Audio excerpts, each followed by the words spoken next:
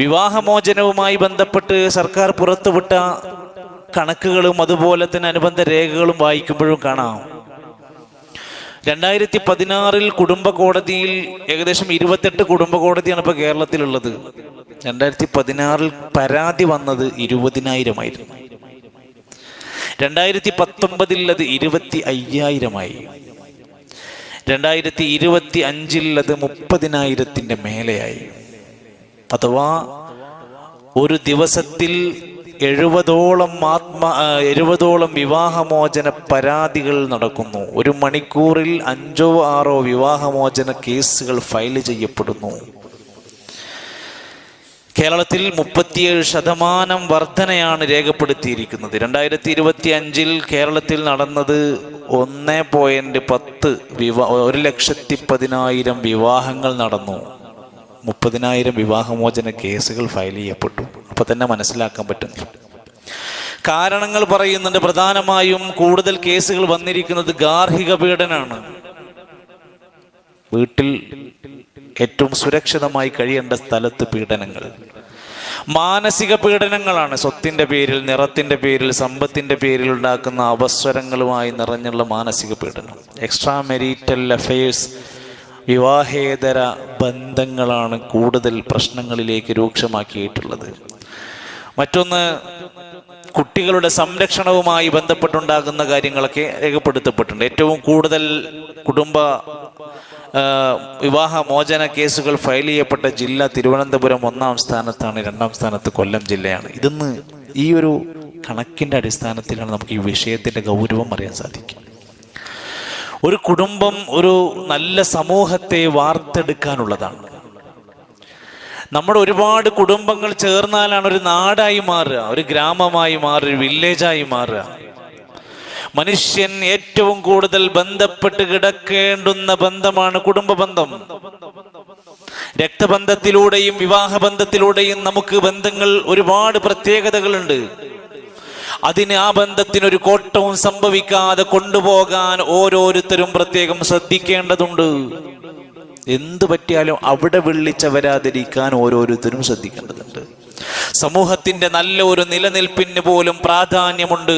വിശുദ്ധ ഖുർആൻ സൂറത്തുൻ നിസാഇന്റെ 1-ാമത്തെ ആയത്ത്, യാ അയ്യുഹന്നാസ്, മനുഷ്യരെ, ഇത്തഖൂ റബ്ബക്കുമുല്ലദീ ഖലഖക്കും മിൻ നഫ്സിൻ വാഹിദ, നിങ്ങളെ ഒറ്റ ആത്മാവിൽ നിന്ന് സൃഷ്ടിക്കപ്പെട്ടിരിക്കുന്ന ആ റബ്ബിനെ നിങ്ങൾ സൂക്ഷിക്കണം.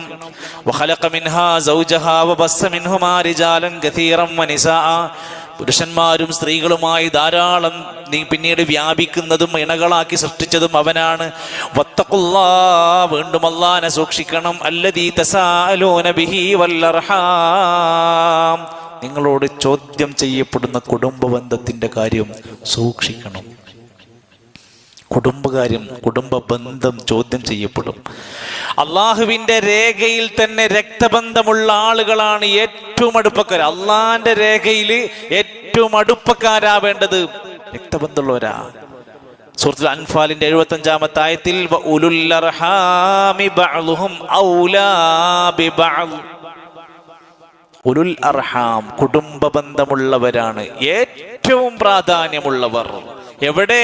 ഫീ കിതാബില്ലാ, അള്ളാന്റെ കിതാബില്, അള്ളാന്റെ രേഖയില്.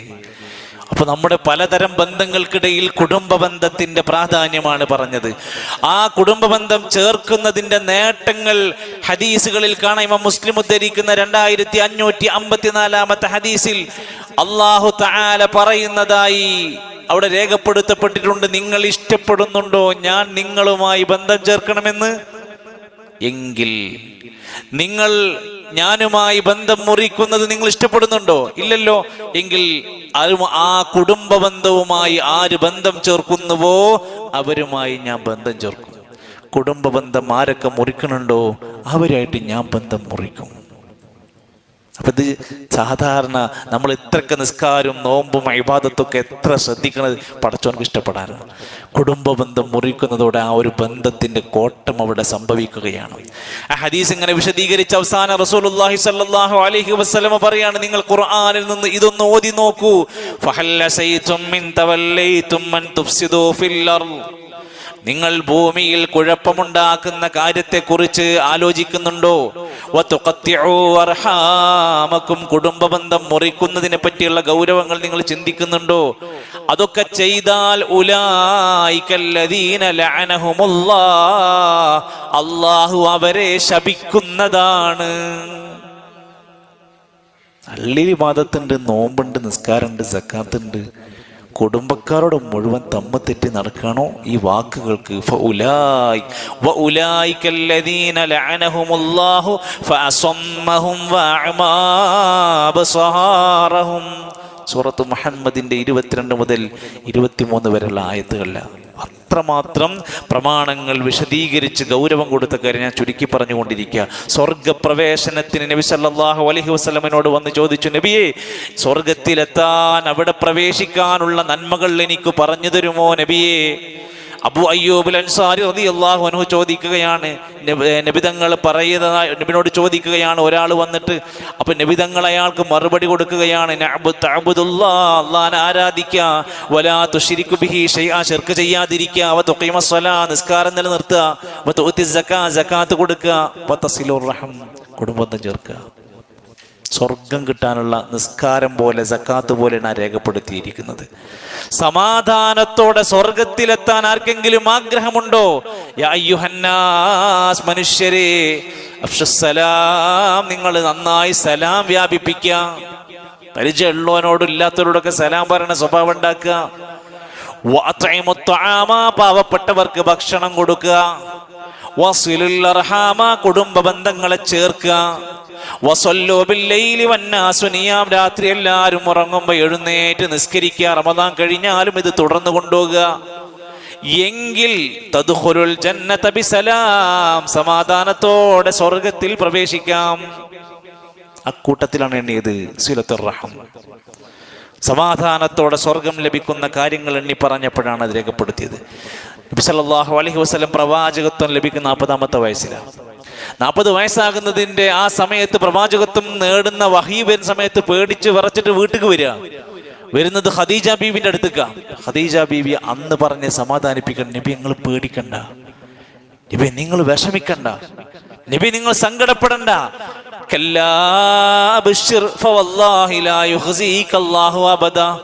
അല്ലാഹു നിങ്ങളെ കൈവിടൂല, നിങ്ങൾ സന്തോഷിച്ചോളൂ. ഇന്നകല തസിലുർ റഹിം, നിങ്ങൾ കുടുംബ ബന്ധം ചേർക്കുന്നവനാണ്. നബി ആകുന്നതിന്റെ മുമ്പത്തെ സ്വഭാവമാണ് പറയുന്നത്. നിങ്ങൾ കുടുംബ ബന്ധം ചേർക്കും. വതസ്ദുഖുൽ ഹദീസ്, സംസാരിക്കുമ്പോൾ സത്യം പറയും. വതഹ്മിലുൽ കല്ല, പ്രയാസപ്പെടുന്നവന്റെ പ്രയാസം ഏറ്റെടുക്കും. വതഖിറുൽ ലൈഫ, വീട്ടിലേക്ക് വരുന്ന അതിഥികളെ നന്നായി സ്വീകരിക്കും. ഇങ്ങനെയുള്ള ഒരുപാട് ഗുണങ്ങളുള്ളയാളാ. നിങ്ങളെ ഒരിക്കലും അല്ലാഹു സങ്കടപ്പെടുത്തൂല, വിഷമിക്കേണ്ട ഒരു കാര്യവും നിങ്ങൾക്ക് വരൂല. ആ വിഷയത്തിലും അവിടെ എണ്ണി പറഞ്ഞു. പരലോക വിശ്വാസം ഉണ്ട് എന്നുള്ളതിന്റെ അടയാളമാണ് മൻ കാന യുഅ്മിനു ബില്ലാഹി വൽ യൗമിൽ ആഖിർ. പറയില്ലേ, അയാൾക്ക് പടച്ചോനെ പേടിയില്ല, അങ്ങനെ പറയേണ്ട കേസാ. അള്ളാനും പരലോകത്തിലും വിശ്വാസമുണ്ടെങ്കിൽ ഫല്യസിൽ റഹിമ, അയാൾ കുടുംബ ബന്ധം ചേർക്കട്ടെ. ഇല്ലാത്തവൻ പിന്നെ ഒന്നും ശ്രദ്ധിക്കൂല. ആ ബോധമില്ലാത്തവൻ സഹോദരിമാരെ ശ്രദ്ധിക്കുക. നമ്മുടെ ഒരു വാക്ക്, നമ്മുടെ ഒരു നിലപാട്, നമ്മുടെ ചില വാശികൾ 2 കുടുംബങ്ങൾക്കിടയിൽ ബന്ധവിച്ഛേദനത്തിന് കാരണമാകുന്ന അവസ്ഥ വരുന്നുണ്ടെങ്കിൽ അതിന്റെ ഉത്തരവാദിത്തം എത്ര വലുതായിരിക്കുമെന്നാണ് സൂചിപ്പിച്ചത്. മാത്രമല്ല അതിന്റെ നേട്ടം ഇരു ലോകത്തും വമ്പിച്ച നേട്ടാണ് കൊടുത്തിരിക്കുന്നത്. നമ്മൾക്ക് ആഗ്രഹിക്കല്ലേ നല്ല ആയുസ് കിട്ടണമെന്ന്, നമ്മൾ ആഗ്രഹിക്കുന്നില്ലേ സമ്പത്തിൽ ബർക്കത്ത് കിട്ടണമെന്ന്, നമ്മൾ ആഗ്രഹിക്കുന്നില്ലേ നല്ല നല്ല മേന്മയുള്ള ജീവിതം കിട്ടണമെന്ന്. റിസ്ഖിൽ വിശാലത ലഭിക്കാൻ ആഗ്രഹിക്കുന്നവരെ, അവർ കുടുംബ ബന്ധം ചേർക്കട്ടെ. സമ്പത്തിൽ അഭിവൃദ്ധി ഉണ്ടാകാൻ, ആയുസ് വർദ്ധിക്കാൻ ആഗ്രഹിക്കുന്നവരുണ്ടോ അവർ കുടുംബ ബന്ധങ്ങൾ നന്നായി ശരിക്ക് ചേർക്കണം. അങ്ങോട്ട് പോയി കാണണം, പിണക്കങ്ങൾ മാറ്റണം, വാശികൾ വിടണം. മറ്റൊരു ഹദീസിൽ നബി സല്ലല്ലാഹു അലൈഹി വസല്ലം പറഞ്ഞത്, നിങ്ങൾ മോശപ്പെട്ട മരണത്തിൽ നിന്ന് രക്ഷപ്പെടണം എന്ന് ആഗ്രഹിക്കുന്നുണ്ടോ കുടുംബബന്ധം ചേർത്തോളി. നല്ല മരണം കിട്ടണമെങ്കിൽ കുടുംബബന്ധത്തിൽ നല്ല ശ്രദ്ധ ഉണ്ടാവണം. മോശപ്പെട്ട മരണത്തിൽ നിന്ന് രക്ഷപ്പെടണോ, മൻ സറഹു അൻ യമുദ്ദ ലഹു ഫി ഉംരിഹി, ആയുസ് വിശാലമാകാൻ, വയുവസ്സഉ ലഹു ഫീ റിസ്ഖിഹി, റിസ്ഖ് വിശാലമാകാൻ, വയുദ്ഫഅ അൻഹു മീതത്തുസ്സൂ, മോശം മരണത്തിൽ നിന്ന് രക്ഷപ്പെടാൻ ആഗ്രഹിക്കുന്നുണ്ടോ? ഫല്യത്തഖില്ലാ, അല്ലാഹനെ സൂക്ഷിക്കണേ. വല്യസിൽ റഹിമ, കുടുംബ ബന്ധം ചേർത്തോളി. നല്ല മരണം ലഭിക്കാൻ ആഗ്രഹിക്കുന്നുണ്ടെങ്കിൽ ഓരോ പ്രശ്നങ്ങളും പ്രയാസങ്ങളും ഒക്കെ സഹിച്ചുകൊണ്ട് ചിലതൊക്കെ വിട്ടുവീഴ്ച ചെയ്ത് കുടുംബ ബന്ധങ്ങളെ ചേർത്ത് മുന്നോട്ട് പോയാലാണ് നമുക്ക് ഈ നേട്ടങ്ങൾ ഉണ്ടാവുക. സന്തോഷമുണ്ടാകുന്ന പെരുന്നാളുകൾക്കും കല്യാണ ദിവസങ്ങളിൽ പോലും പരസ്പരം കുടുംബങ്ങളെ വിച്ഛേദിക്കുന്നവർ ഇന്ന് നമ്മുടെ നാട്ടിലുണ്ട്. കണ്ടാൽ വിളിക്കൂല, അവരെ പ്രോഗ്രാമിന് വിളിക്കൂല, അവരെ ക്ഷണിക്കൂല, അവർ കണ്ടെങ്കിൽ ആ ഭാഗത്തേക്ക് വരൂല എന്നൊക്കെ പറഞ്ഞ് ഒഴിഞ്ഞു നടക്കുന്നവർ ആരെങ്കിലും ഉണ്ടെങ്കിൽ, കുടുംബ ബന്ധത്തിൽ വിളിച്ച വരുത്തി തെറ്റിപ്പിണങ്ങി നടക്കുന്നവരുണ്ടെങ്കിൽ നബി സല്ലല്ലാഹു അലൈഹി വസല്ലം പറഞ്ഞു, ഫലാ യുഖ്ബലു അമലു ഖാത്തിഉ റഹ്മിൻ, കുടുംബ ബന്ധം മുറിച്ചവന്റെ അമലുകൾ ആകാശ ലോകത്തേക്ക് ഉയരൂല. ഇത്തികാഫ് വരാൻ പോവുക, അവസാനത്തെ 10 വരാൻ പോവുക. നമ്മൾ ചെയ്യുന്നത് കാര്യത്തിൽ പെടണമെന്ന് ആഗ്രഹിക്കുന്നുണ്ടോ? ചെയ്തതിന്റെ അമല് മുകളിലേക്ക് ഉയരണം എന്ന് ആഗ്രഹിക്കുന്നുണ്ടോ? അതിന്റെ മുന്നൊരുക്കാണ്. കുടുംബ ബന്ധം വിച്ഛേദിച്ചവന്റെ അമല് പോകൂല. മറ്റൊരു ഹദീസിൽ സ്വർഗത്തിൽ അയാൾ കേറൂല. ലാ യദ്ഖുലുൽ ജന്നത ഖാത്തിഉ റഹ്മിൻ, കുടുംബ ബന്ധം മുറിച്ചവൻ സ്വർഗത്ത് പ്രവേശിക്കൂല. ഒരാൾക്ക് സ്വർഗം തടയാന്ന് പറഞ്ഞത് അത്ര വലിയ ഗൗരവമാകുമ്പോഴാണ്. നിസാര കാരണങ്ങളുടെ പേരിൽ ബന്ധം മുറിക്കുന്ന ആളുകൾ കാലങ്ങളോളം കൊല്ലങ്ങളോളം കണ്ടിട്ട് മിണ്ടാതെ നടക്കുന്നവരൊക്കെ ഉണ്ടെങ്കിൽ ഈ വാക്കുകളൊന്ന് ശ്രദ്ധിച്ചു നോക്കുക. ചേർത്ത് നിർത്തിയാൽ സ്വർഗം കിട്ടും, അകറ്റി നിർത്തിയാൽ നരകം കിട്ടും. ഏതാ വേണ്ടെന്ന് നമ്മൾ ആലോചിക്കുക. അല്പം ചില അസ്വാരസ്യങ്ങളും മറ്റുമൊക്കെ ഉണ്ടാകും. നല്ല ക്ഷമയോടെ അതിനെ കൈകാര്യം ചെയ്യുക, വിട്ടുവീഴ്ച ചെയ്ത് മുന്നോട്ട് പോകുക. ചില പ്രശ്നങ്ങളൊക്കെ ഇങ്ങനെ കേൾക്കുമ്പോൾ കണ്ണടക്കുക, പോട്ടെ എന്ന് വിചാരിക്കുക. അങ്ങനെ അത്രയും രൂപത്തിൽ കൃത്യമായി ഇതിനെ കൊണ്ടുപോകുക. പിണക്കങ്ങളൊക്കെ സ്വാഭാവികമായി രണ്ട് വർത്താനൊക്കെ പറഞ്ഞ് ചെറിയൊരു ദേഷ്യമൊക്കെ വരാം. പക്ഷേ ലാ യഹില്ലു ലിമുഅ്മിനിൻ അയഹ്ജുറഹ ഫൗക സലാസ ലയാൽ, 3 രാത്രിയിൽ കൂടുതൽ ഒരാളും മറ്റൊരാളോട് പിണങ്ങിക്കാൻ പറ്റൂല. സാധാരണ പറ്റൂല, പിന്നെ കുടുംബക്കാർക്ക് എങ്ങനെ പറ്റുക? അതുകൊണ്ട് കുടുംബ ബന്ധത്തിലെ യാതൊരു നിലക്കും വെള്ളിച്ച വരാതെ സൂക്ഷിക്കാൻ ഇത്തരം നിർദ്ദേശങ്ങളും നമ്മൾ പാലിക്കുക. രണ്ടാമത് ഉണർത്താൻ ആഗ്രഹിക്കുന്നത് ദാമ്പത്യ ജീവിതത്തിലേക്കാണ്. നേരത്തെ പറഞ്ഞ കണക്കുകൾ നമ്മളെ ഏറെ അസ്വാരസ്യമാക്കുന്നത് വലിയ ഭീകരമായ കണക്കിന്റെ വർധനവ്. വിവാഹം കഴിച്ച് ലക്ഷങ്ങൾ പൊടിച്ച് ഗംഭീരമായ സ്വപ്നങ്ങൾ കണ്ട് ഒരുപാട് പ്രതീക്ഷകളോടെ ഒരു പെണ്ണന്വേഷിച്ച് കല്യാണം ശരിയായി കല്യാണം നടന്നിട്ട് പിന്നെ ദാമ്പത്യം അനുഭവിക്കാതെ പോകുന്നത് വലിയ പരാജയമാണ്. ഒരു മനുഷ്യന്റെ നിസ്കാരം, ആ മനുഷ്യന്റെ ഏത് ഇബാദത്തും മനസ്സറിഞ്ഞ് ചെയ്യാൻ ദാമ്പത്യം മനോഹരാകണം. ഇല്ലെങ്കിൽ ചെയ്യുന്നതിനൊന്നും ഒരു സുഖം ലഭിക്കില്ല. എത്ര ആസ്വാദനങ്ങൾ കയ്യിൽ വന്നാലും ഒരു സുഖകരമായ ആസ്വാദനം അനുഭവിക്കാൻ അദ്ദേഹത്തിന് കഴിയില്ല.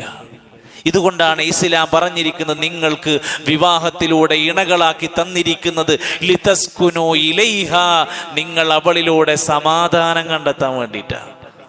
ദാമ്പത്യം കല്യാണമൊക്കെ അതിനു വേണ്ടിയിട്ടാണ്.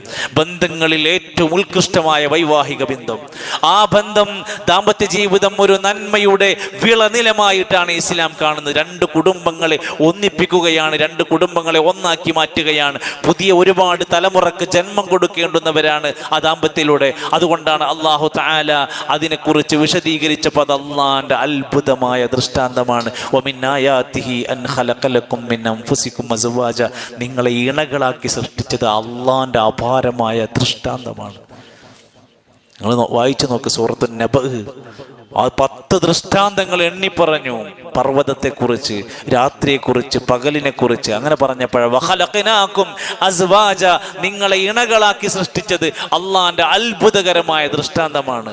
ഒരാണിന്റെ ശരീരത്തിന് പറ്റുന്ന അവസ്ഥയിൽ പെണ്ണ്, ഒരാണിന്റെ മനസ്സിനെ പാകപ്പെടുന്ന രൂപത്തിൽ പെണ്ണിനൊരു മനസ്സ്. ഒരു വിശാലമായ നല്ല ലക്ഷ്യത്തോടെയാണ് അല്ലാഹു തആല ഈ ദാമ്പത്യത്തിന് വേണ്ടുന്ന ഒരുക്കങ്ങൾ ചെയ്തു വെച്ചത് എന്നും ഇസ്ലാം അതുകൊണ്ട് തന്നെ സന്യാസത്തെയും വിവാഹേതര ബന്ധങ്ങളെയും ശക്തമായി എതിർത്തു. വിവാഹം വേണ്ട, കല്യാണം വേണ്ട എന്ന് പറഞ്ഞ് ഒഴിഞ്ഞു നടക്കുന്നവരുണ്ടെങ്കിൽ ഇസ്ലാം അതിനെ തബത്തുലെന്നും അതിനെ പരമാവധി ഒഴിവാക്കാനാണ് പറഞ്ഞിരിക്കുന്നത്. ചെയ്യാൻ പാടില്ല. വിവാഹത്തിന് പ്രേരണ കൊടുത്തു. പരസ്പര സ്നേഹത്തോടെയും വിട്ടുവീഴ്ചയോടെയും കഴിഞ്ഞ് ജീവിക്കാൻ ദമ്പതിമാരോട് ഉപദേശിച്ചു. നന്നായി പൊറുക്കാനും സഹിക്കാനും ആവശ്യപ്പെട്ടു. നിസ്സാര കാരണങ്ങളുടെ പേരിൽ ബന്ധം മുറിച്ച് ദാമ്പത്യം അവസാനിപ്പിക്കരുതെന്ന് ഓർമ്മപ്പെടുത്തി. ഇതൊരു ചെറിയ കരാറല്ല. നമ്മൾ പുരുഷന്മാർ ശ്രദ്ധിച്ചു നോക്കി, നമ്മൾ നമ്മുടെ ഭർത്താവ് എന്ന നിലക്ക് അവിടുത്തെ ഭാര്യന്റെ വാപ്പാന്റെ കൈ പിടിച്ചിട്ട് കൊടുത്ത 2 വാക്കുണ്ടല്ലോ, അത് കരാറാണ്. വാഖദിന മിൻകും മീസാഖൻ ഗലീള, ശക്തമായ കരാറാണ്. ഞാൻ നിങ്ങൾ നോക്കണേനേക്കാൾ ഉഷാറായി നോക്കും, നിങ്ങളെ മോളെ ഞാൻ സംരക്ഷിക്കും എന്നുള്ള ഗ്യാരണ്ടിയാണ് ആ വാക്ക്. അത് ലംഘിക്കരുത്. അത് വലിയ ഉത്തരവാദിത്തമായി കൊടുത്തിരിക്കുന്നത്. അങ്ങനെ വൈവാഹിക ജീവിതം മികച്ച സന്തോഷകരമായി മുന്നോട്ട് പോകാൻ ആഗ്രഹിക്കുന്നവരാണ് നമ്മളെങ്കിൽ ആദ്യമായി ശ്രദ്ധിക്കേണ്ടത്, ഇണകൾ എന്ന നിലക്ക് നമ്മുടെ രഹസ്യങ്ങൾ പരസ്യമാകാൻ പാടില്ല. ഇപ്പൊ സോഷ്യൽ മീഡിയയിലൂടെ യൂട്യൂബിലൂടെ ഇങ്ങനെ ഇട്ടിരിക്കുക അവനവന്റെ വീട്ടിലത്തെ രഹസ്യങ്ങൾ, സ്വകാര്യമായി സൂക്ഷിക്കേണ്ട രംഗങ്ങൾ, തൻ്റെ സ്വകാര്യമായ ശാരീരികമായ ആവശ്യങ്ങൾ, അതുപോലെ തൻ്റെ ആ ഭംഗി എല്ലാം തുറന്ന് ആണും പെണ്ണും മാപ്പിളാരും മുസ്ലിങ്ങളൊക്കെ ഇതൊന്നൊരു പ്രശ്നമില്ലാത്ത വിധേന പുറത്ത് വിട്ട് നടന്നുകൊണ്ടിരിക്കുകയാണ്. റീച്ച് കിട്ടാൻ വേണ്ടി പല വേഷങ്ങളും ആടിക്കൊണ്ടിരിക്കുകയാണ്. എന്നാൽ റസൂലുള്ളാഹി സ്വല്ലല്ലാഹു അലൈഹി വസല്ലം പറഞ്ഞു, ഭൂമിയിലെ ഏറ്റവും നീചനായ മനുഷ്യൻ, ഇന്ന മിൻ അശർരിന്നാസ് ഇൻദല്ലാഹി മൻസിലതൻ യൗമൽ ഖിയാമ, ഖിയാമ നാളിൽ ഏറ്റവും മോശപ്പെട്ട നീചനായ മനുഷ്യൻ, യുഫ്ളി ഇലംറഅതിഹി വതുഫ്ളി ഇലൈഹി സുമ്മ യൻശുറു സിർറഹ, തൻ്റെ ഭാര്യയുമായി നടന്ന രഹസ്യങ്ങൾ പരസ്യപ്പെടുത്തുന്നവനാണ്. പ്രത്യേകിച്ചും മണിയറ രഹസ്യങ്ങൾ, അവിടെ സംഭവിച്ച കാര്യങ്ങൾ മറ്റൊരാളുമായി പങ്കുവെക്കാനുള്ളതല്ല. ശക്തമായ താക്കീതാണ്. അള്ളാഹു നൽകിയിട്ടുള്ള അമാനത്താണ്. അതേറെ സംരക്ഷിക്കപ്പെടേണ്ടതുണ്ട്. ചില ഹദീസുകളിൽ അവർ ശൈത്വാനുകളാണ്. അങ്ങനെ തൻ്റെ ഭാര്യയുമൊത്തുള്ള രഹസ്യ രംഗങ്ങൾ പുറത്തു പറയുന്നവൻ ഫലാ തഫ്അലു ഫഇന്ന മസല ദാലിക മസലു ശൈത്വാനി, പൈശാചികതയാണ്, അത് ശൈത്താനിയത്താണ് എന്ന് രേഖപ്പെടുത്തിയിട്ടുണ്ട്. ഒരു നല്ല സ്ത്രീയുടെ അടയാളം എന്താ? ഫസ്സാലിഹാതു ഖാനിതാതുൻ ഹാഫിളാതുൻ ലിൽ ഗൈബി ബിമാ ഹഫിളല്ലാഹ്. ഒരു നല്ലവളായ പെണ്ണ് എന്ന് പറഞ്ഞാൽ അനുസരണയുള്ളവളാകും. അള്ളാഹു സംരക്ഷിക്കാൻ പറഞ്ഞതെല്ലാം ഭർത്താവിന്റെ അസാന്നിധ്യത്തിലും സംരക്ഷിക്കുന്നവളാകും. വഞ്ചന കാണിക്കുന്നവളാകില്ല, തെറ്റായ ബന്ധങ്ങൾ ഉണ്ടാക്കുന്നവരല്ല, മോശപ്പെട്ട പെരുമാറ്റമുള്ളവളാകില്ല. പരസ്പരം സ്നേഹം കൈമാറുന്ന ദാമ്പത്യമായി മാറാൻ ആ നെടും തൂണ് പോലെ സ്നേഹമാണ് അതിൻ്റെ നടുവിൽ ഉണ്ടാവേണ്ടത്. സന്തോഷം കളിയാടാൻ സ്നേഹം അവിടെ ഉണ്ടാവണം. റസൂൽ സല്ലല്ലാഹു അലൈഹി വസല്ലമ തങ്ങൾ അവിടുത്തെ ഏറ്റവും സ്നേഹവും ഇഷ്ടവും കാണിച്ചത് ഭാര്യമാരോടാണ്. നമ്മൾ വീട്ടിൽ മാത്രം ഭയങ്കര കർക്കശക്കാരനും ദേഷ്യക്കാരനും വാശിക്കാരനൊക്കെ ആയി, നാട്ടിലൊക്കെ ഭയങ്കര സിമ്പിളാണ്. നമ്മൾ റസൂലുള്ളാഹി സ്വല്ലല്ലാഹു അലൈഹി വസല്ലമ തങ്ങൾ അവിടുന്ന് ഒരിക്കൽ ഇരുന്ന് സംസാരിച്ചു കൊണ്ടിരിക്കുന്നതിൻ്റെ ഇടയിൽ ഒരു സംഘം ആളുകൾ നബിൻ്റെ അടുത്തേക്ക് വരികയാണ്. അപ്പോൾ അംർ ഇബ്നു ആസ് റളിയല്ലാഹു അൻഹു പറയാണെന്നിട്ട് ഞങ്ങൾ ചെന്നിട്ട് നബിനോട് ചോദിച്ചു, നബിയേ, ഞങ്ങൾക്ക് നിങ്ങളോട് കുറച്ച് കാര്യങ്ങളൊക്കെ അറിയാനുണ്ട്. അയ്യന്നാസി അഹബ്ബു ഇലൈക്, നിങ്ങൾക്ക് ഏറ്റവും ഇഷ്ടം ആരെയാണ്? ഫഖാൽ, നബി തങ്ങൾ പറഞ്ഞു, ആയിഷ, എനിക്ക് ആയിഷാനെയാണ് ഇഷ്ടം. ആരാ? പ്രവാചകന്റെ ഭാര്യന്റെ പേരാ പറഞ്ഞു. സുമ്മഖാൽ ഫഖുൽതു, ഞങ്ങൾ ചോദിച്ചു, മിനർ റിജാൽ, അല്ല സ്ത്രീകളല്ല പുരുഷന്മാരിൽ ആരെയാണ് ഇഷ്ടം? ഖാല അബൂഹ, അവളുടെ വാപ്പാനെയാണ്. അപ്പോഴും ഭാര്യയിലേക്കാണ് ബന്ധപ്പെടുത്തിയത്. ഭാര്യന്റെ വാപ്പാനെയാണ് എനിക്കിഷ്ടം. ഈ നമ്മുടെ നാട്ടില് സ്വന്തം ഭാര്യന്റെ പിതാവിന് ഇഷ്ടമുള്ള എത്ര മനുഷ്യന്മാരുണ്ട്? മാസം മാസം വാടക കൊടുക്കണം അന്നുണ്ടാകുന്ന വിഷയം എന്താണ്? നമുക്ക് അവിടെ ഉണ്ടാകുന്ന പ്രശ്നങ്ങളുടെ പേര് പറഞ്ഞ ഭാര്യന്റെ വാപ്പയുമായി ഉടക്കിടാത്ത എത്ര ആളെ ഇപ്പം നമ്മുടെ നാട്ടിലുണ്ടാവുക? ഒന്നാലോചിച്ചോളിയും. ആ പ്രിയപ്പെട്ട ഭാര്യന്റെ വാപ്പാനെയാണ് എനിക്ക് സദാര അബൂബക്കർ സിദ്ദീഖ് റളിയല്ലാഹു അൻഹു. സുമ്മ ഖമൻ, പിന്നെ ആരാണ് നബിയെ? ഖാല ഉമർ ഇബ്നുൽ ഖത്താബ്, ഉമർ ഖത്താബ് തങ്ങളാണ്. ഇങ്ങനെ പിന്നെ ഇങ്ങനെ എണ്ണി പറയുന്നുണ്ട് പല ആൾക്കാരെയും. റസൂലുള്ളാഹി സ്വല്ലല്ലാഹു അലൈഹി വസല്ലം പറഞ്ഞു, എനിക്ക് ഈ ദുനിയാവിൽ തന്നെ ഹുബ്ബിബ ഇലയ്യ മിനദ് ദുനിയ, എനിക്ക് ഈ ദുനിയാവിൽ ഏറ്റവും ഇഷ്ടമുള്ളതാക്കി തന്നിരിക്കുന്നത് അന്നിസാ, ഭാര്യമാരോടാണ്, വത്വീബ്, സുഗന്ധത്തോടാണ്, അത്തറിനോടാണ്, വജുഇല ഖുർറതു ഐനി ഫിസ്സലാ, എനിക്ക് ഈ ദുനിയാവിൽ കൺകുളിർമയാക്കി തന്നിരിക്കുന്നത് നിസ്കാരാണ്. എനിക്ക് ഏറ്റവും ഇഷ്ടപ്പെടുത്തി ദുനിയാവിൽ തന്നിരിക്കുന്നത് ഭാര്യമാരാണ്. ഇതെന്താണ്? ഇഷ്ടവും സ്നേഹവും ഏറെ നിലനിൽക്കേണ്ടുന്നതാണ് എന്നതിൻ്റെ സൂചനയാണത്. മാത്രമല്ല, അവിടെ ഭാര്യക്ക് ഭർത്താവിൻ്റെയും ഭർത്താവിന് ഭാര്യൻ്റെയും മനസ്സ് വായിക്കാനും പെരുമാറ്റം തിരിച്ചറിയാനും കഴിയണം. നമുക്കതില്ല. നമ്മളൊരു ദേശം മോഡിലേക്കും വീട്ടുകെത്തുക, അവൾ അതിൻ്റെ 4-8 ദേശത്തിലേക്കും ഇങ്ങോട്ട് വരിക. ചിലപ്പോൾ നമ്മൾ നല്ല സങ്കടത്തിലേക്കും, ഓളപ്പോൾ ഭയങ്കര സന്തോഷത്തിലേക്കും. ഈ മൂഡ് സിംഗ് എന്ന് പറയുന്നത് പോലെ പ്രത്യേക തരത്തിലുള്ള ഈ വൈകാരികതയെ പരസ്പരം കണ്ടറിഞ്ഞ് പൊരുത്തപ്പെട്ട് പെരുമാറുക. ഒരു ദിവസം റസൂലുള്ളാഹി സ്വല്ലല്ലാഹു അലൈഹി വസല്ലം ആയിഷ ബീവിയുടെ അടുത്ത് വന്നിട്ട് പറഞ്ഞു, ആയിഷ, നീ എന്നെ കുറിച്ച് അല്ലെങ്കിൽ എൻ്റെ അടുത്തുള്ള താമസ സമയത്തൊക്കെ എന്നെ കുറിച്ച് അല്ലെങ്കിൽ നമ്മുടെ ജീവിതത്തിൽ നല്ല സന്തോഷത്തിലാണെങ്കിൽ എനിക്ക് വേറെ മനസ്സിലാക്കാൻ പറ്റുന്നുണ്ട്, നീ ദേഷ്യം പിടിച്ചിരിക്കുകയാണെങ്കിൽ എനിക്ക് മനസ്സിലാക്കാൻ പറ്റുന്നുണ്ട്, ഒന്നും പറയാതെ എനിക്ക് മനസ്സിലാക്കാൻ പറ്റുന്നുണ്ട്. അപ്പോൾ ആയിഷ ചോദിച്ചു, അതെങ്ങനെ ഇപ്പം നിങ്ങൾക്ക് പെട്ടെന്ന് മനസ്സിലാവുന്നത്? ഫഖാല നബി സല്ലല്ലാഹു അലൈഹി വസല്ലം, നബി തങ്ങൾ പറഞ്ഞു, നീ നല്ല മൂഡിലാണ്, നല്ല സന്തോഷമായിട്ടാണ് എൻ്റെ കൂടെ എങ്കിൽ ഇന്നക്കി ഇദാ കുൻതി റാദിയതൻ ഖുൽതി ബലാ വറബ്ബി മുഹമ്മദ്, എന്തെങ്കിലുമൊക്കെ സംസാരത്തിൻ്റെ ഇടക്ക് പറയും, മുഹമ്മദിൻ്റെ റബ്ബാണ് സത്യം എന്ന് പറഞ്ഞിട്ടാ സംസാരിക്കുക. എന്നോട് എന്തെങ്കിലുമൊക്കെ കാര്യത്തിന്റെ പേരിൽ ദേഷ്യം പിടിച്ചിട്ടാണ് ഇരിക്കുന്നതെങ്കിൽ ലാ വറബ്ബി ഇബ്രാഹിം, ഇബ്രാഹിമിന്റെ റബ്ബാണ് സത്യം എന്ന് നീ പറയാറുണ്ട്. അപ്പൊ അതിന്ന് മനസ്സിലാക്കുക, നല്ല മൂഡിലല്ല ഇപ്പൊ പോണത്. അപ്പൊ ഇങ്ങനെ നമുക്ക് നമ്മുടെ ഭാര്യന്റെ സംസാരത്തിലും പെരുമാറ്റത്തിലും മുഖഭാവത്തിലും തിരിച്ചറിയാൻ കഴിഞ്ഞാൽ, ഇപ്പൊ ഞാൻ ആ ഉദ്ദേശിച്ച കാര്യം ഇപ്പൊ പറയണ്ട, ഇപ്പൊ ഞാൻ ആ കാര്യം ചോദിക്കണ്ട, ഇപ്പൊ അവിടെ എന്തോ ഒരു പ്രയാസമുണ്ട് എന്ന് തിരിച്ചറിയാൻ മനസ്സിലാക്കാൻ കഴിയുക. അതേപോലെ തന്നെയാണ് തിരിച്ചും ഒരു ഭർത്താവിന്റെ ആവശ്യങ്ങളെ പറഞ്ഞും ചോദിച്ചുമല്ലാതെ കണ്ടു മനസ്സിലാക്കാൻ ഒരു ഭാര്യക്ക് കഴിയുക. നബി സല്ലല്ലാഹു അലൈഹി വസല്ലം രോഗം ബാധിച്ച് കിടപ്പിലായി. കാണാൻ വേണ്ടി അബ്ദുറഹ്മാൻ ബിൻ ഔഫ്, മഹാനായ സ്വഹാബി ആയിഷ ബീവിയുടെ സഹോദരൻ അബ്ദുറഹ്മാൻ റളിയല്ലാഹു അൻഹു കയറി വന്നു. അപ്പോൾ ഒരു അറാക്കിന്റെ കൊള്ളിയെടുത്ത് ഇങ്ങനെ ചവച്ച് ഇങ്ങനെ പല്ല് വൃത്തിയാക്കി ഇങ്ങനെ വരികയാണ്. നബി സല്ലല്ലാഹു അലൈഹി വസല്ലം അങ്ങനെ അറാക്കിന്റെ അവിടെ ഇങ്ങനെ നോക്കി, ഒന്നും ചോദിച്ചിട്ടില്ല, ഒന്നും പറഞ്ഞിട്ടില്ല. ആയിഷ റളിയല്ലാഹു അൻഹ ഇടക്ക് കയറിയിട്ട് ചോദിച്ചു, നബിയെ, നിങ്ങള് അറാക്കുമൊക്കെയല്ലേ നോക്കണത്, എന്താ പല്ലേക്കണോ? അതാണ് കാര്യങ്ങൾ കണ്ടറിഞ്ഞു മനസ്സിലാക്കുന്ന സമ്പ്രദായം. നബി സല്ലല്ലാഹു അലൈഹി വസല്ലം തലയാട്ടി കൊടുത്തു. ആയിഷ ബീവി അറാക്കിന്റെ കൊള്ളി മേടിച്ചൊന്ന് സോഫ്റ്റാക്കി കടിച്ച് സോഫ്റ്റാക്കിയിട്ട് നബിന്റെ പല്ലും വെച്ച് തേച്ചെടുത്തു. ആയിഷ റളിയല്ലാഹു അൻഹ പറയുന്നുണ്ട്, എൻ്റെ ഉമിനീരും നബിന്റെ ഉമിനീരുമാണ് ലാസ്റ്റ് കൂടിക്കലർന്നത്, മറ്റു ഭാര്യമാരൊക്കെ ഉണ്ടായിരുന്നുവെങ്കിലും എന്നൊക്കെ പറയുന്ന ചരിത്രം. അത് അവിടെ ആ സാഹചര്യത്തെ മനസ്സിലാക്കാൻ ഒരു ഭാര്യ എന്ന നിലക്ക് കഴിയുക എന്നത് പ്രധാനമാണ്. ഒരു ഭർത്താവ് എന്തെല്ലാം ജോലിയും തിരക്കും പ്രശ്നങ്ങളും സങ്കീർണതകളും കഴിഞ്ഞു വരുമ്പോൾ, സാമ്പത്തിക ഞെരുക്കങ്ങൾ, ജോലിയിലെ തകർച്ചകൾ, കച്ചവട രംഗത്തുണ്ടാകുന്ന ബുദ്ധിമുട്ടുകൾ, റോഡിലെ ട്രാഫിക് പ്രശ്നങ്ങൾ, വെയിലും ചൂടും മഴയും എല്ലാം സഹിച്ച് വീട്ടിൽ വരുമ്പോൾ ആ മനുഷ്യന്റെ പ്രയാസം എന്താണെന്ന് മുഖത്ത് നോക്കി മനസ്സിലാക്കാൻ കഴിയുന്ന ഭാര്യമാരുണ്ടെങ്കിൽ സ്നേഹവും ദാമ്പത്യവും ഏറെ അവിടെ നമുക്ക് പറഞ്ഞറിയിക്കാൻ കഴിയാത്തൊരു ബന്ധത്തിലേക്ക് എത്തിക്കും. മറ്റൊന്ന് സ്വഹാബത്ത് പറയാറുള്ളത്, അണിഞ്ഞൊരുങ്ങുന്ന സമ്പ്രദായം ഉണ്ടാവണം. ഭാര്യ അണിഞ്ഞൊരുങ്ങണ എന്താ അഭിപ്രായം? നല്ലതാണ്. ഭർത്താവ് അണിഞ്ഞൊരുങ്ങണം. അണിഞ്ഞൊരുങ്ങുക എന്ന് പറഞ്ഞാൽ എന്താ? വൃത്തിയുള്ളവനാകുക, വിയർപ്പും ദുർഗന്ധങ്ങളും ഇല്ലാത്ത അവസ്ഥ ഉണ്ടാവുക, വടിച്ചു കളയേണ്ട ക്ലീൻ ആക്കേണ്ട ഗുഹ്യരോമങ്ങളും മറ്റൊക്കെ സമയമാകുമ്പോൾ വെട്ടിമാറ്റുക. അതുപോലെ തന്നെ മുടി, മീശ, താടി രോമങ്ങൾ വൃത്തിയാക്കുക. നഖം വെട്ടേണ്ട സമയമായി നഖം വെട്ടുക. വിയർത്ത് കുളിച്ച് ആ ദുർഗന്ധത്തോടെ ബെഡ്റൂമിൽ ഉണ്ടാകരുത്. ഭാര്യയും അതേപോലെ തന്നെ ഒരാൾ വരുന്നുണ്ടെന്നും ഇനി ഒരു ജീവിതത്തിന്റെ ഒരു പ്രധാനപ്പെട്ട ഭാഗം എന്ന നിലക്ക് രാത്രിയിലുള്ള ഉറക്കവും താമസമൊക്കെ ഒരു വലിയ ഗാംഭീര്യം നിറഞ്ഞ അവസ്ഥയിലേക്ക് വരേണ്ടതുണ്ട്.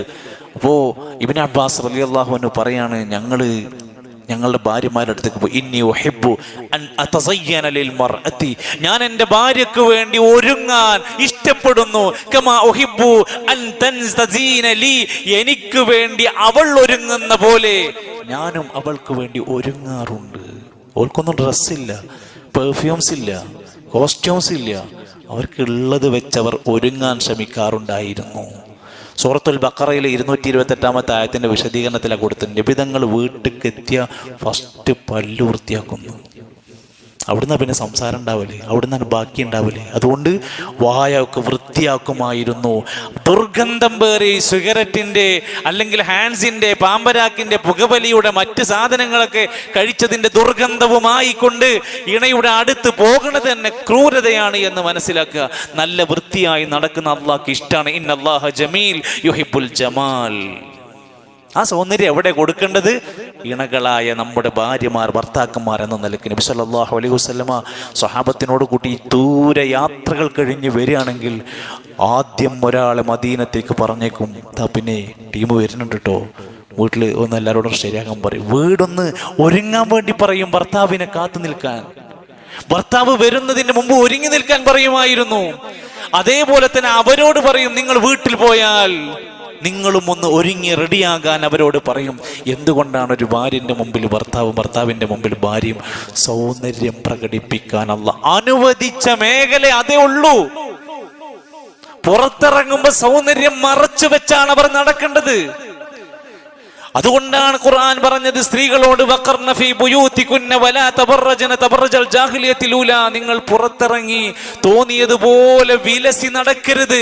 പരമാവധി വീടുകളിൽ അടഞ്ഞു കഴിയട്ടെ, ആവശ്യത്തിന് മാത്രം പുറത്തിറങ്ങുന്ന അവസ്ഥ.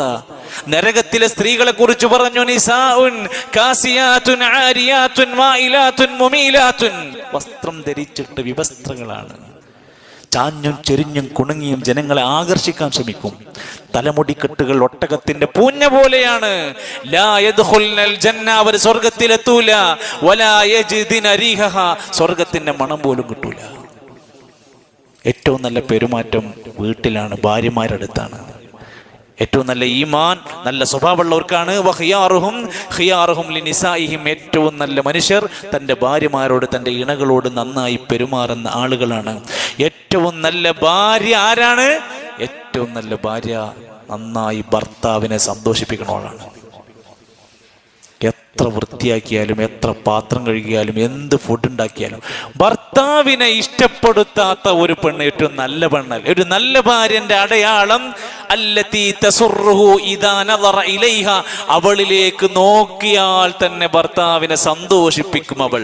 വതുതിഉഹു ഇദാ അമർ, നീ ഒരു കാര്യം പറഞ്ഞാൽ മതി അവൾ അനുസരിക്കുന്നവളാകും. വലാ തുഖാലിഫഹു ഫീമാ യക്റഹു ഫീ നഫ്സിഹാ വലാ ഫീ മാലി, സമ്പത്തിലോ ശരീരത്തിലോ നിനക്കിഷ്ടല്ലാത്തത് ചെയ്യാത്തവളാണ് ഒരു നല്ല പെണ്ണ്. ഇന്ന് ഇങ്ങനത്തെ കിട്ടാനുണ്ടോ? നമ്മുടെ ഇഷ്ടം മനസ്സിലാക്കി പ്രവർത്തിക്കുന്നവരായി മാറുന്നുണ്ടോ? നരകത്തിലെ സ്ത്രീകളുടെ കാര്യത്തിൽ ഒരു നമസ്കാരം കഴിഞ്ഞ്, പെരുന്നാൾ നിസ്കാരം കഴിഞ്ഞിട്ട് നബി പറയാണ്, സ്ത്രീകളെ നന്നായി ദാനം ചെയ്തോളിയും. നരകത്തിൽ ഏറ്റവും കൂടുതൽ നിങ്ങളെയാണ് കണ്ടത്. എന്തുകൊണ്ട്? തുക്സിർനൽ ലഅന, ശാപവാക്ക് അധികരിപ്പിക്കും. വതക്ഫുർനൽ അശീറ, ഭർത്താവിനോടുള്ള നന്ദികേട് നിങ്ങൾക്ക് കൂടുതലാണ്. അതേപോലെ തന്നെ ദാമ്പത്യത്തിൽ പറഞ്ഞു, പരസ്പരം സഹായിക്കണം. ഭർത്താവിൻ്റെ ജോലിയിൽ ഭാര്യ സഹായിക്കുക. ഭാര്യൻ്റെ വീട്ടു ജോലിയിൽ ഉള്ളപ്പോൾ ആ ഫോണും സാധനമൊക്കെ ഒന്ന് ഒരു വീട്ടിലേക്ക് എത്തി അത് പതുക്കെ സൈഡാക്കുക.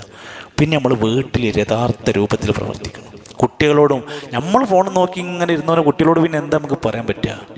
അപ്പൊ പരമാവധി അതൊക്കെ നിയന്ത്രിച്ച് പരമാവധി സമയം വീട്ടിൽ കൊടുത്ത് വീട്ടിൽ ചെയ്യാൻ പറ്റുന്ന, നമ്മളെ കൊണ്ട് പറ്റാവുന്ന വീട്ടുജോലികളൊക്കെ സഹായിച്ചു കൊടുക്കുന്ന സ്വഭാവം നബിതങ്ങൾക്കുണ്ടായിരുന്നു, നമ്മളിൽ ഉണ്ടാവണം. നന്മയിൽ പരസ്പരം സഹായിക്കുന്നവരായി മാറണം. സ്വന്തം ഇണയുടെയും കുടുംബത്തിൻ്റെയും കാര്യത്തിൽ രാത്രിയൊക്കെ എഴുന്നേറ്റ് നമസ്കരിക്കുമ്പോൾ ഓളെ വിളിക്കണം. ഓളാണ് ആദ്യം നീക്കണതെങ്കിൽ നമ്മളെ ഓള് വിളിക്കാൻ വേണ്ടി പറയണം. എഴുന്നേൽക്കണില്ലെങ്കിൽ സമാധാനത്തോടെ ആശ്വാസത്തോടെ എഴുന്നേൽപ്പിക്കാനൊക്കെ പറയാ. ഭർത്താവ് എന്ന് പറയുന്നത് എൻ്റെ സ്വർഗത്തിൻ്റെ കവാടമാണ് എന്ന തിരിച്ചറിവുണ്ടാവണം. ഭർത്താവിനെ സഹായിക്കാതെ സംരക്ഷിക്കാതെ എനിക്ക് ഇബാദത്തുണ്ട്, എനിക്ക് ദിക്ർ ചൊല്ലാണ്ട്, എനിക്ക് അത്ര ജുസ് ഓതാനുണ്ട് എന്നൊക്കെ പറഞ്ഞ് അദ്ദേഹത്തിൻ്റെ ആവശ്യങ്ങളെ മാനിക്കാതെ പോകരുത്. അദ്ദേഹം സ്വർഗത്തിൻ്റെ കവാടമാണ്. ഇദ്ഖുലിൽ ജന്ന മിൻ അയ്യി അബ്വാബിൽ ജന്നതി ശൈഅ, സ്വർഗത്തിൻ്റെ ഏത് കവാടത്തിലും എത്തിപ്പെടാൻ അല്ലാഹു തആല അനുവാദം കൊടുക്കുന്ന കാര്യത്തിൽപ്പെട്ടതാണ് ഭർത്താവിനെ അനുസരിക്കുക എന്ന്. ഞാൻ അവസാനിപ്പിക്കുമ്പോൾ, മക്കൾ സ്വാഭാവികമായും ഒരു കുടുംബത്തിൻ്റെ, ദാമ്പത്യത്തിൻ്റെ ഏറ്റവും നല്ല സമ്പാദ്യമാണ്. നമ്മുടെ ജീവിതത്തിലെ കോടികളെക്കാൾ വിലമതിക്കുന്നതാണ് ഒരു കുട്ടിയുണ്ട് എന്നത്. അത് ചോദിക്കണമെങ്കിൽ കുട്ടിയില്ലാത്തൊരു ദമ്പതിയോട് പോയി ചോദിക്കും, എന്താണ് ഏറ്റവും വലിയ ആഗ്രഹം എന്ന് ചോദിക്കും. എന്തും അവർ ചെയ്യും ഒരു കുട്ടിയെ കിട്ടാൻ. നമ്മുടെ ജീവിതത്തിൽ അമൂല്യമായ സമ്പത്താണ് പടച്ചു തന്ന മക്കള്. ആ അനുഗ്രഹത്തെ തിരിച്ചറിയാൻ നമുക്ക് കഴിയേണ്ടതുണ്ട്. അവരോടുള്ള കടമകൾ നിർവഹിക്കുക, രക്ഷിതാക്കളോടുള്ള ബാധ്യതകൾ മക്കളും നിർവഹിക്കുക. അള്ളാന്റെ ഖുർആൻ പറഞ്ഞ വാക്കുകേട്ടിലെ ഫിത്നത്തുൻ, നിങ്ങളുടെ മക്കൾ പരീക്ഷണമാണ്. ഇന്ന മിൻ അസ്വാജിക്കും വഔലാദിക്കും അദുവ്വൻ ലക്കും, മക്കളിലും ഇണകളിലും നിങ്ങൾക്ക് ശത്രുക്കൾ ഉണ്ടാവും. നല്ല ശ്രദ്ധിക്കണം. മക്കൾ നേരാവണമെങ്കിൽ എന്താ ചെയ്യേണ്ടത്? ഒറ്റ വാക്ക് പറഞ്ഞു പോകുക, നല്ല ഭാര്യയെ തെരഞ്ഞെടുക്കുക. ദീനുള്ള നല്ല ഭാര്യയെ തെരഞ്ഞെടുക്കുക, നല്ല കുട്ടികൾ ഉണ്ടാവാനുള്ള മാർഗ്ഗം പറഞ്ഞത്. അബുൽ അസദ് ദുവലി പറയുന്നുണ്ട് മക്കളോട്, മക്കളെ നിങ്ങളൊക്കെ ജനിക്കുന്നതിൻ്റെ മുമ്പ് ഞാൻ നിങ്ങൾക്ക് പുണ്യം ചെയ്തിട്ടുണ്ട്. മക്കൾ ചോദിച്ചു, എന്ത് വാപ്പങ്ങൾ ചെയ്തത്? നിങ്ങൾക്ക് നല്ലൊരു ഉമ്മാനെ ഞാൻ തന്നത്. നമ്മുടെ ചാൻസ് ആണത്. അതേപോലെ തന്നെ ഫദ്ഫർ ബിദാത്തിദ്ദീൻ, ദീനുള്ളവരെ തെരഞ്ഞെടുക്കുക എന്ന് പറഞ്ഞത്. രണ്ടാമത് ചെയ്യേണ്ടത് ദുആ ചെയ്യലാണ്. നല്ല മക്കളെ കിട്ടാൻ വേണ്ടി പ്രാർത്ഥിക്കണം. കല്യാണം കഴിഞ്ഞവരൊക്കെ ഉണ്ടെങ്കിൽ, ഇപ്പൊ കഴിയാത്തവരുണ്ടെങ്കിലും അവർക്കൊക്കെ പ്രാർത്ഥിക്കാം. റബ്ബി ഹബ്ലി മിനസ് സ്വാലിഹീൻ പോലെയുള്ള പ്രാർത്ഥനകൾ ഉണ്ടാക്കുക. 3, നല്ല പേരുകൾ വിളിക്കുക. പേര് തന്നെ ഏറ്റവും നല്ല അർത്ഥഗാംഭീര്യമുള്ളത്. അപ്പോൾ മോശപ്പെട്ട എന്തെങ്കിലും പേരുകൾ വന്നു പോയിട്ടുണ്ടെങ്കിൽ വേഗം പോയി തിരുത്തി കളയുക. ചരിത്ര സംഭവങ്ങളിലൊന്നും ഞാൻ വിശദീകരിക്കുന്നില്ല. 4, നല്ല സമ്പാദ്യം ഭക്ഷിപ്പിക്കുക. കുട്ടികൾക്ക് ഹറാമ് തീറ്റിപ്പിക്കരുത്. കുട്ടി നന്നാവണോ? കുറേ വലുതായിട്ട് മോശമായിട്ട് പിന്നെന്തെങ്കിലും പറഞ്ഞ കാര്യമില്ല. കുട്ടിക്ക് ജന്മനാൽ തന്നെ കൊടുക്കുന്ന ഭക്ഷണം ഹലാലാവുക. സ്വർഗത്തിന്റെ ആ കാര്യം, പ്രവേശനം സാധ്യമാകുന്ന വിഷയത്തിലൊക്കെ പറഞ്ഞ വാക്കുകൾക്കൊക്കെ സലഫുകൾ പറയും, ഇത്തക്കില്ല, നിങ്ങൾ അല്ലാഹനെ സൂക്ഷിക്കണം പ്രിയപ്പെട്ട ഭർത്താക്കന്മാരെ. വലാ തുത്ഇംന മിൻ ഹറാം, ഞങ്ങളെ ഹറാമ് തീറ്റിപ്പിക്കല്ലേ. നിങ്ങൾ നരകം ഞങ്ങൾക്ക് സഹിക്കാൻ പറ്റുക. 5-ാമത്തേത് നല്ല നല്ല ഉപദേശങ്ങൾ മക്കൾക്ക് നൽകുക. ഇസ്മായിൽ നബി അലൈഹിസ്സലാം കൊടുത്ത പോലെ, ലുക്മാനുൽ ഹക്കീം തന്റെ മക്കൾക്ക് കൊടുത്ത പോലെ, ഒരു വാപ്പ ഒരു ഉമ്മ എന്ന നിലക്ക് നമ്മളാണ് ഏറ്റവും കൂടുതൽ നമ്മുടെ കുട്ടിക്ക് ഉപദേശ നിർദ്ദേശങ്ങൾ സമയാബന്ധിതമായി കൊടുക്കേണ്ടത്. 6, നല്ല ശീലങ്ങൾ കൽപ്പിക്കുക. ദുശീലങ്ങൾ കാണും അത് തിരുത്തി കൊടുക്കുക. അഹ്മദ് ബിൻ ഹംബൽ റഹ്മത്തുള്ളാഹി അലൈഹി മക്കളെ രാത്രിയിൽ എഴുന്നേറ്റ് നിസ്കാരം ശീലിപ്പിക്കുമായിരുന്നു. ഖിയാമുൽ ലൈൽ നല്ല ശീലം വളർത്തല. ദാനശീലം വളർത്താം. പരീക്ഷയ്ക്ക് സ്കൂളിലെ ഫീസ് കൊടുക്കുമ്പോൾ ഓൻ്റെ കൈ കൊടുത്തിട്ട് കൊടുക്കുക. അപ്പോൾ ഇങ്ങനെ അറിയണം, ഇങ്ങനെ എണ്ണുമ്പോൾ അതിൻ്റെ വേല. നാട്ടിലൊരു യാചകൻ, ഒരു പ്രയാസപ്പെട്ട മിസ്കീൻ ഇങ്ങനെ വരുമ്പോൾ കുട്ടീനെ കൊണ്ട് ഇങ്ങനെ കൊടുപ്പിക്കും. ഓൻ പതുക്കെ ശീലം വളരട്ടെ. പള്ളിയിലത്തെ വരിസംഖ്യ ഇങ്ങനെ കൊടുക്കുമ്പോൾ മോനോട്, ഗൾഫിൽ ജോലിയുള്ള മോനോട് പറയും, മോനെ ഞാൻ ഈ മാസത്തെ പൈസ കൊടുത്തിട്ടുണ്ട് പള്ളിയിലത്തെ. എന്തിനാ? അതെന്നപ്പം എൻ്റെ പെണ്ണ് പറഞ്ഞു, അല്ല ഞാൻ മരിച്ചാലും കുട്ടിയെ നോക്കണം കേട്ടോ, അതിന് വേണ്ടിയിട്ട് പറഞ്ഞാണ്. അങ്ങനെ ശീലങ്ങൾ ഇങ്ങനെ കൊണ്ടുകൊടുക്കണം നമ്മൾ. 7, മക്കൾക്കിടയിൽ നീതി കാണിക്കണം. ഒരു കുട്ടിനോടൊരു പ്രത്യേക സ്നേഹം, മറ്റേ കുട്ടിനോട് വേറെ 2-ാം നമ്പർ. ഒരു കുട്ടിക്കിടെ മാത്രമായിട്ട് ചിലൊരു പ്രത്യേക പ്രൊട്ടക്ഷൻ. ഇത്തഖുല്ലാഹ്, അല്ലാഹനെ സൂക്ഷിക്കണേ. വഅദിലു ബൈന ഔലാദിക്കും, കുട്ടികൾക്കിടയിൽ നീതി കാണിക്കണം, വേർതിരിവ് കാണിക്കരുത്. ഇത് ആണ് പെണ്ണ് വ്യത്യാസമല്ല. മക്കളാണോ എല്ലാവരോടും നീതി കാണിക്കാൻ വേണ്ടി ശ്രദ്ധിക്കുക. മക്കൾക്കിടയിൽ നീതി കാണിക്കുന്ന വിഷയത്തിൽ വലിയ സൂക്ഷ്മത കാണിക്കുക. നിരന്തരം മക്കൾക്ക് വേണ്ടി ദുആ ചെയ്യുക. റബ്ബി ജഅൽനി മുഖീമസ്സലാ വമിൻ ദുർരിയതി പോലെ, വഅസ്ലിഹ് ലീ ഫീ ദുർരിയതി ഇന്നി തുബ്തു ഇലൈക വഇന്നി മിനൽ മുസ്ലിമീൻ പോലെയുള്ള പ്രാർത്ഥനകൾ നമ്മൾ പഠിച്ചാൽ നമുക്ക് മനസ്സിലാക്കാൻ സാധിക്കും. പെൺകുട്ടികൾ ഉണ്ടെങ്കിൽ അവരെ പ്രത്യേകം കെയർ ചെയ്യുക. അത് അനീതിൻ്റെ ഭാഗമായിട്ടല്ല.